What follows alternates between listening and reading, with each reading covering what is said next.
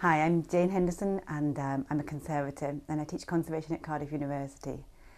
I've been training, studying and working in conservation now for about 25 years, and in that time I've carried out a range of jobs working for the Museum Council in Wales, where I trained and advised curators and people in museums, about 80 museums.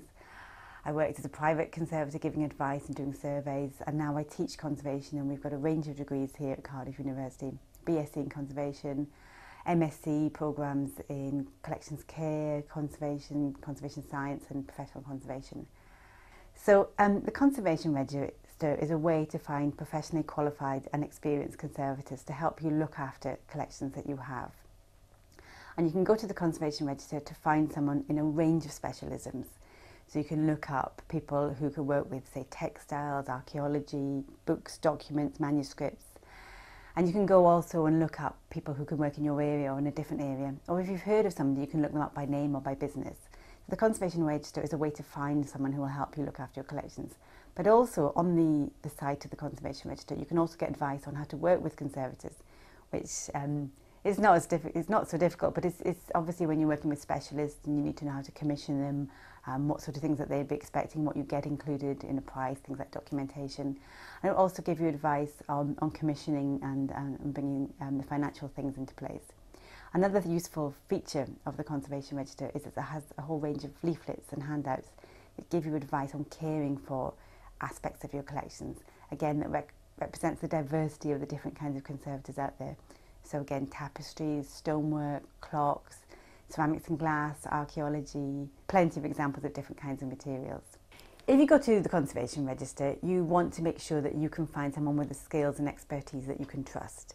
And as part of that, ICON, the Institute of Conservation, have an advisory board for the Conservation Register who help develop it and maintain it. And the advisory board has representatives from many of the leading heritage agencies in the UK, for example, the National Trust, Historic Scotland, English Heritage, CAMAL from Wales, and the Council of Care of Churches. So that there are a panel of people there who are looking into it and looking at who's going on and what information is on there that should ensure that you get the information you need. So on the screen you'll find out about someone's expertise and their qualifications, but behind that, ICON have also checked the things that you would want them to have checked. So they'll have found out about health and safety, insurance and security and issues like that, and they will check the references and that people put forward. Also, if the worst comes to the worst and there is a dispute with the quality of the work, then you can go to ICON for an investigation of a complaint if you had one about the quality of the work or the conservation that you had.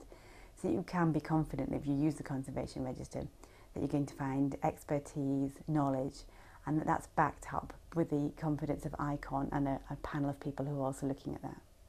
So when you go online, what you'll find contact information for the studio or the individual business. But as well as that, you'll find out information about their training and qualifications. You'll find out all the people who work for them. And you'll also get examples of work that they've already done. And these have been checked by ICON, so these are referenced. So you can see they've done the same sort of thing that you might be looking to have. And you can see who that they've worked with. And that means that you have an opportunity to go and check and be sure yourself that the people you're going to trust your collections to are suitably qualified and experienced. Which is great because people are going to the Conservation Register because they have, I know, a christening gown or a family document or some treasured thing that they want to be looked after and cared for, and they want to be absolutely confident that the people that they go to know what they're doing, will care for them as much as they do, and will give them their thing back stable and safe, but not altered or changed in any way in an unnecessary way.